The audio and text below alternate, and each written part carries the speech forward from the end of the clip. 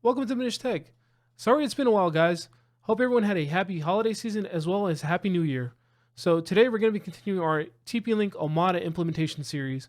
As you recall, the first part was actually unboxing and doing an overview of the different products we had in the Omada stack. The next part was actually starting to implement the products by getting them on the online console for Omada. And this part's actually going to be doing the network segmentation portion. In this part, we're going to be doing ACL rules, creating VLANs, and creating that segmentation we want between our different products, devices on our home network. If that sounds interesting, continue watching the video. And if you haven't already, hit that subscribe button and that pesky notification bell so you won't miss out on any new videos that come out. Without further ado, let's get to it. Hey everyone, welcome back. So we're going to be doing our network segmentation portion now for our TP-LINK Omada setup series. And the first thing I want to do before we do anything is show you what my network topology is going to look like. So let me close this. So this is just a rudimentary diagram of how my network's going to be set up. So all the network devices are definitely going to live on my VLAN 1. So that's going to be a 10.10.1 dot something. As you can see in the diagram, we can see my router, the TP-LINK ER605, that has a IP address of 10.10.1.1. Then that TP-LINK 8-port switch that has those 4 regular ports and then 4 ports of PoE. I'm considering that my core switch since everything else is connecting off of that. And that's going to be a 10.10.1.2 IP address. The other 2 devices we have are my Omada controller, which is a 10.10.1.3, and then the access point, the AX3000. And that's named my Office AP, and that's a 10.10.1.4 address. And as you can see, I've also labeled what ports they're on. So my Omada controller is on port 1, my AP is on port 2. The next thing I wanted to point out is I have right now, at the moment, we only have 6 VLANs total. The first VLAN is going to be my Vantage VLAN. So this is the VLAN I want everything to touch. Where I can touch everything. So if I need to manage anything or troubleshoot, I could do so from this VLAN. So my computer is currently on there, and that's we labeled that as VLAN 10. So that's a 10.10.10 something address. Of course, my computer is all 10s. The next VLAN we have is my trusted servers. Those live off of VLAN 20. So that's again 10.10.20 dot something. So I have my hypervisor here, which is I'm using Hyper-V. And that's got an address of 10.10.20.2. And within that hypervisor, I have a couple virtual machines. So I have my Jellyfin instance, a Rel 8 instance, so I can start playing around with Linux a little bit more, and then a CentOS instance as well, just to get a little bit more familiarization with Linux and their different distros. One thing I did do right off the bat is I created a DHCP pool to kind of help out with these virtual servers, getting them online. And I give an address pool of about 20 IPs. I don't think I'm going to go over that, but if I do, I can always add more. But these DHCPs, they mostly are just trying to get all the servers online without me having to go in and configure stuff. Right off the bat, they'll just get an address and I can change it later. So yeah, my Jellyfin server has a .11, my Rel 8 has a .12, and then my CentOS machine has a .13 within that 10.10.20 IP space. The next device I have here is my NAS, which is called Black Panther. And that has a 10.10.20.3 address. So this is where all my data is housed, and this is where I have some of my YouTube stuff currently living. Before I go a little further, I do have a key here. So you may be wondering, what are the greens, the blues, the reds, and the, yellow goldish mean? Well, there's a handy dandy key here that has my physical servers, which are red, my virtual machines, which are in that gray color. My NAS server is going to be an orange. I just wanted to be differentiated just so I know which one it is, or anybody here being, oh, why is this one a special color if it's within this trusted servers VLAN. Then when it comes to networking, everything in green is a network device. My clients are in blue.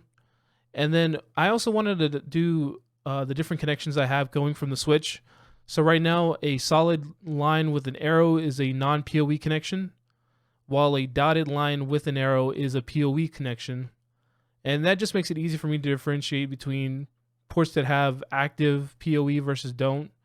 I know right now I'm using port 4 for my computer, which is technically a PoE port, but um, it's fine. If I need to, I can always move to another one, but I just wanted everything to be lined up. I didn't want ports just to be empty as we skipped over them. So moving on to my VLAN configuration. So the next thing I have is DT users. So this is going to be the VLAN where I have all my trusted users. So anybody that I want to have access to, my Jellyfin server or anything else, any of the services I'm going to be running on my home network, and we'll be able to access them, will live out of here. And I have a couple internal SSIDs that I'm going to be using. So going with the Black Panther theme, my Wi-Fi is called Wakanda for Wi-Fi, and -5G just means that it's the 5G range or antenna. And then I have another one that's just going to be Wakanda for Wi-Fi, and that's going to be my 2.4 gigahertz band. And of course, we're giving it a pretty healthy IP range. So DHCP is going to do anything between 1 and 253. So that's how my trusted users are going to be. The next thing the next SSID with VLAN is going to be my IoT devices. So this is going to be anything like my security cameras, my Ring system, of course, my Google Nest system. So anything like that that touches out to a cloud service for managing or just to get updates. I'm a little wary of them because you're not always sure what type of security they have behind them, and also how frequently they're going to get patches or firmware updates. So they can be kind of the Achilles heel of any network, just because you're not sure when they're going to get patched or if they're ever going to get patched. Most of these devices are kind of set and forget, in my opinion. So I'm just trying to separate them away from my trusted services or devices. So VLAN 40 again is 10.10.40 through something. Since this isn't going to touch anything into my internal network, and I don't necessarily have that many devices right now, I'm giving it a pretty healthy DHCP range. I'm probably going to lower this to probably 50, to be honest. It's still healthy, but if somebody does get in, it's not going to be a big deal. And then lastly, my last VLAN is going to be VLAN 50. So 10.10.50 dot something. This is going to be where my DMZ servers are going to be living out of. Right now, I don't have any services that are hosted that are externally facing, or I don't plan to at the moment. But my friends and I have talked about creating a new Minecraft server and potentially making that a thing. So, and me hosting it, because I do have a pretty robust home lab, which I'll be going over later. So stay tuned for that video. So this is just a preemptive thing. If I do decide to put services externally facing, then they'll go here, and there'll be rule sets here that will stop anybody from reaching out once they get to this DMZ servers. But yeah, that's my home network in a quick overview. So now that we have that out of the way, let's go ahead and start configuring the Omada products. So the first thing I want to do is go to omada.tplinkcloud.com. If you haven't signed in, you'll be asked to sign in, but I'm already logged in. I'll go ahead and go to my site that I want to access. This takes a second. I will say this system is already paid off one time. I was doing some network configurations late at night, and I messed up something for our routing and for our internet. I didn't realize that. So throughout the day, my wife was losing internet access probably every 5 minutes. So she wasn't happy with the internet working, and then our child not having a good day also. So I had to remotely access the system through the Omada app on your phone, which is very convenient. I had to create a new VLAN, new network SSIDs for her to get back up and running. So the system's already paid off, and exactly what I wanted to have happen in case my wife had issues with her devices or the internet in general. So going here, so right here is our DT home or main home site. So we're going to launch that again. Yeah, but I know other people use Omada. I mean, not Omada, I'm sorry, Ubiquity. And Omada's been a pretty good product so far. I haven't had any issues with it. No issues with the console not working or, the device is just randomly, turning off. So I'm pretty content with my purchase. So now that we're here, we're in the main dashboard. Right now it's showing my ISP load, which is less than 1%. And that's because I think the only thing we're doing right now is streaming, and that doesn't take much data, honestly, depending on what type of content you consume. All right, so next thing we want to do is go down to the bottom left corner and go to settings. We want to go into wired networks and then go to LAN. So this is where you're going to be configuring all your VLANs. Here it's they're not called VLANs, they're called LANs. That's how you create VLANs for your different networks. So we'll create a new LAN, and we'll call this VLAN. I think it was VLAN 40, and that's IoT devices. Sorry, and we are, yep. So IoT devices. So this is going to be interface. Since everything that I'm using here, my home lab / home network, is on the first WAN / LAN port, that's what we're going to be used. VLAN type, it's going to be single. And for the VLAN, we're going to do 40, of course. Now for the subnet, we're going to do 10.10.40.1. And that's going to be a /24.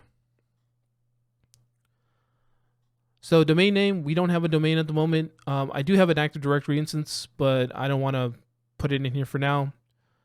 We don't want to do any IGMP snooping, MLDP snooping, DHCP server. So in the event that you didn't want to do your own DHCP server, you can just toggle this off and everything will be statically assigned by you manually. However, I really don't care, so I'm going to do 10.10.40.1. I know this is our gateway, but I'm just putting it in there. 10.10.40.50. Let's just do 10, honestly. That should be fine. That's 40 addresses. That'll be plenty for what our needs are. Actually, 41. So, let's see. Lease time is 120 minutes. That's fine. DNS server, we'll just leave that auto. If I had a DNS, I do have a DNS server in my home lab, but I don't want to put it in here just yet. Default gateway is auto. Now, if we wanted to have legal DHCP servers, so for instance, if I am running DHCP server on my home lab, and technically I can point them to them and they'll handle all the DHCP routing or hosting for IP, giving out IPs, I'm sorry. But I'm not going to do that right now. Same with DHCP v6. Now, advanced, this is for more DHCP settings. And then if you want to configure IPv6, that's totally up to you. I'm not going to be doing any IPv6 configurations in my home lab, so I'm just going to leave that off. So save. So yep, that's it. We've created our VLAN 10. So they've also created a profile for that VLAN. That's right here. And if it'll also show us if there's any bandwidth control and so forth. Right now, I'm not doing any configurations for controlling how much bandwidth people get. If I get to the point where I'm starting to host a lot more stuff, then I might get to the point where I need to do that. But now we're good. We set up our VLAN 40. And I'm not doing 50 right now because, like I said, that's kind of a TBD to be decided if I'm going to be hosting anything that's externally facing.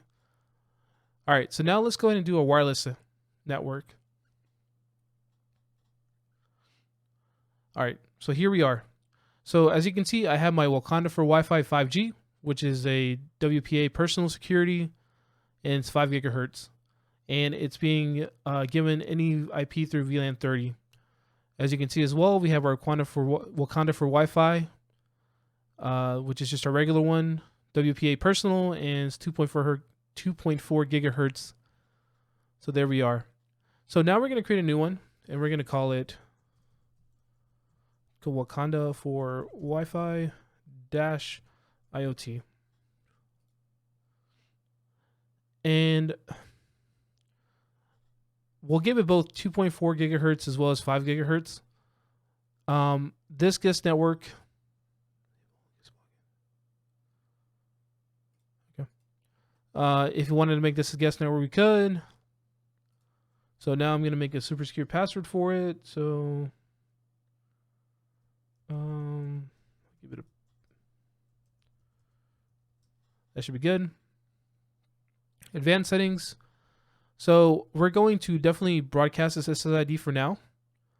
Once I get all my devices on the network, I'm gonna hide the SSID so it's not being shown.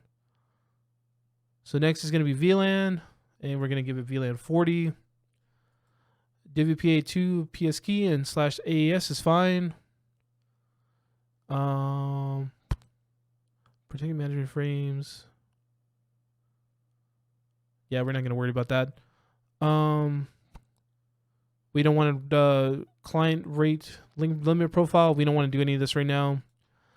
So the important thing about this, I'm sorry, not important. A good thing about this too for our WLAN is that we can enable when the radio is on. So when we want to broadcast a signal. So we can create our own schedule. So for instance, if this is in a business setting, let's say after hours, you don't want anybody to be able to access your Wi-Fi, whether that be a guest network or your actual internal network, just because you're worried about an adversary coming in, after hours and trying to, brute force their way into your network. You can just turn it off and don't have to worry about that. So you can set it up, let's say 6 p.m. until 8 a.m. the next day. It's off. Nobody can use it. Now, that may be inconvenient because if you have people working later at night and the way your your business is set up is not everybody has a wired connection and just some of them have a wireless connection. This can stop them from working. So just be very realistic with your expectations on when you should be turning off, your Wi-Fi. So yeah. So if you want to rate control, so this just means if you wanted to lower, how far it broadcasts a signal. I think.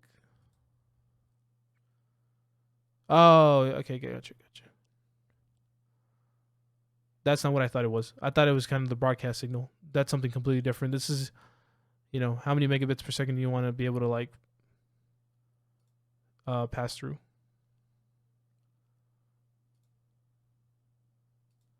Interesting. All right, so we're not going to be enabling WLAN scheduling. Hit apply.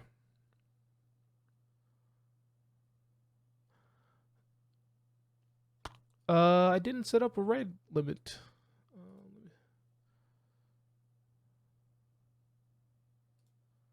Did I set up a write limit?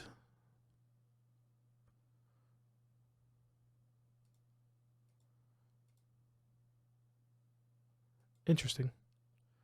It says that I did set up one. It's fine. Let's see.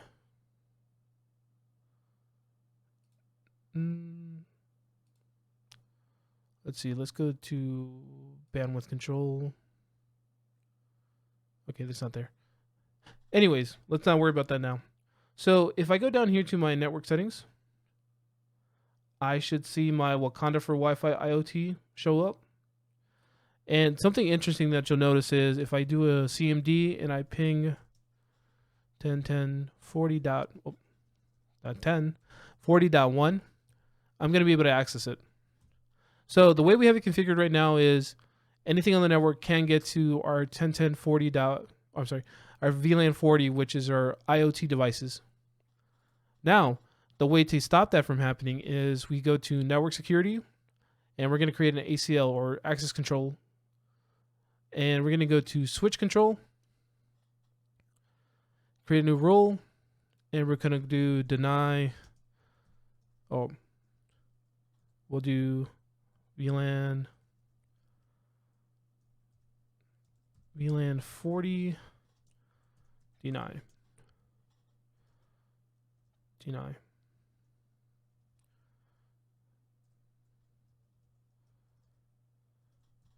Deny all. If I can type today, I'm sorry guys, it's Sunday. I'm definitely relaxing. Deny all. So we're calling it VLAN 20 deny all. So we're gonna deny all access to VLAN 40. So we're gonna do enable status, deny protocols. We're gonna select all. So like I said, we don't want anything internally accessing that specific VLAN. So time range, nope. Ether type, don't worry about that. And you do want it to be bidirectional. Network. So the VLANs you don't want it to access are VLAN 30, VLAN 20, and we don't want it to go to VLAN 40. So you may be wondering, why haven't I put VLAN 10 in there? Well, I do want it to have access. So what I'll do here is I'll hit create.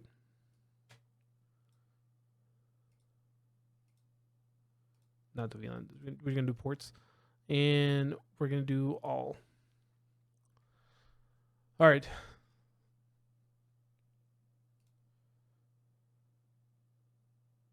So now that we're here and we have this, these rule sets in here. So VLAN 40 deny all, and then we have the reverse. So sources from VLAN 30, VLAN 20 cannot access VLAN 40, and vice versa, VLAN 40 can access VLAN 30 or 20. So what I'm gonna do is do a control panel, and I know there's a more simplistic way to do this, but I'm old school and I just like to do this manually. So we're going to change adapter settings, and I'm just going to disable my network, my Ethernet port, or my wired LAN. And I'm going to join this Wi-Fi, Wakanda for Wi-Fi IoT. And I'll put this super secure password that I made. No.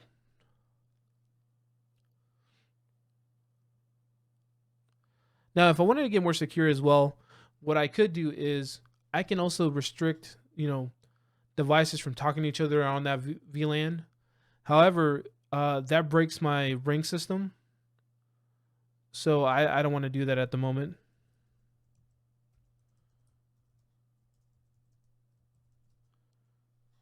Hopefully I spelled that right.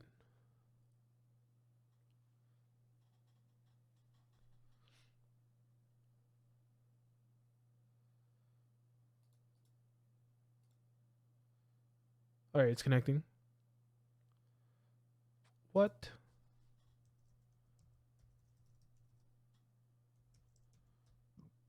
Excuse me.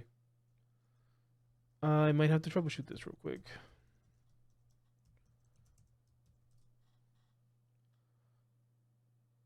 All right, one moment. I'll be right back. 10 hours later. All right, I'm back.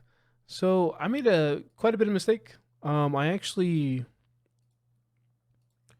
typed in the password wrong. So make sure you type in the password correctly.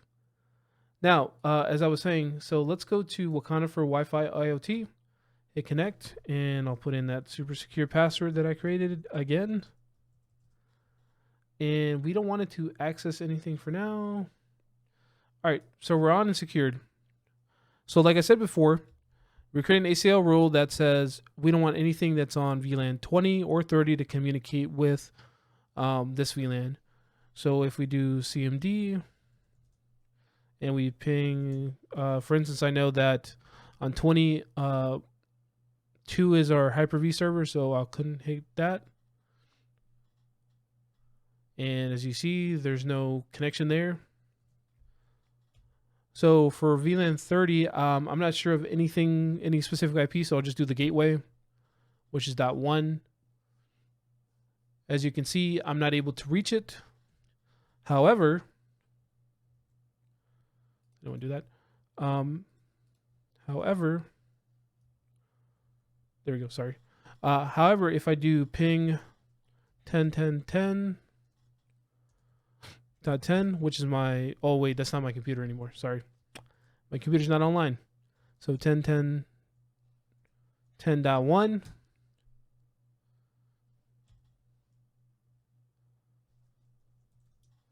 Sorry, it's so hard to type today apparently. I'm able to reach it. And that's pretty much what we want it to happen, right? We want, everything else that's internal not to be touched by this specific VLAN. So yeah, we've accomplished that. If you want to get a little more fancier, right, you could do more ACL rules. Let's not save that. And we can do like gateway ACLs. So in this instance, we can create, we don't want any TCP traffic to go into VLAN 40 or anything like that. We can just limit to protocols we know that, our ring system needs, our nest, and so forth, without having to worry about anything else trying to, maliciously come in through other ports. One other thing we could do is, so we can do MAC filtering, for instance. We do MAC filtering. And we could do, if we know there's a malicious MAC address that's trying to reach us, we can, or on our network, we can just deny it from entering, and so forth. We can do some attack defense. The firewall itself, we can do some changes to the firewall. How long it waits for, responses. Transmission, we can do some changing in routing. We can create a new NAT type to kind of segment a little bit more. VPN, so that'll be the last video we do. So let's do a quick overview of what we did again. So let's go back to LAN. So going back to wired networks and LAN. So here are the different VLANs that we created. So we have VLAN 1, which is where all of our network interface devices live. VLAN 10s are management. VLAN 20s are trusted servers. VLAN 30s are DT users, which are our trusted users. And then VLAN 40s are IoT devices. Now, when it comes to home network, or wireless networks, I'm sorry, we have a couple wireless LANs. So we have our Wakanda for Wi-Fi 5G and our Wakanda for Wi-Fi, which are both our trusted users. That's what they'll use. And then any devices that have special purposes, like our security system, our Nest for our AC, any devices that are connected to the internet have some form of reaching out to servers for some of their functionality. And we don't want our internal network because we're worried about, the ability for them to get firmware updates or updates in general, or just worried about, compromise on the other side coming back in. This is where they'll live, so we don't have that, little thing in our back of our head saying it's gonna happen, it's coming. It won't touch anything internally, so we don't have to worry about it. But yeah, so we've done. So it looks like we've done the wireless portion of it. Now let's do the wired portion. So now that we have VLANs here, right? Let's go to our core switch. Let's go to ports. So after you make those wireless LANs, right, you're able to set a specific port to only access a certain VLAN. So as you can see, right now I have my internet switch connecting to port 1 for my uplink for my internet.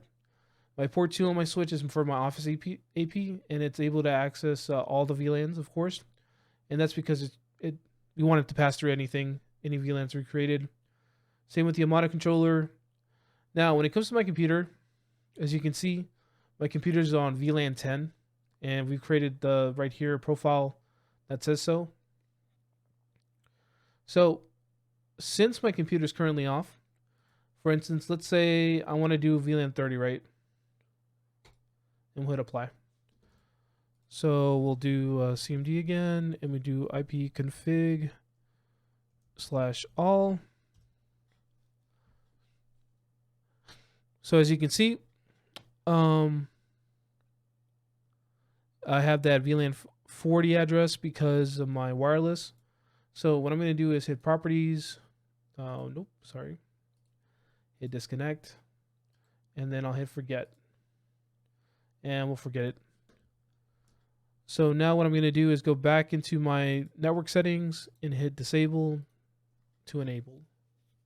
Excuse me, my itches. So now it's getting an IP address.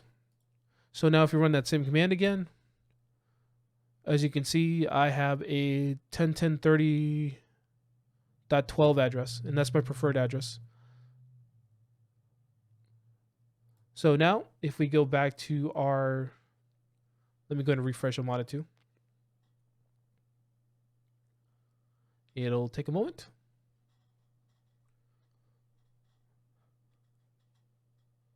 We're not doing too bad on time too.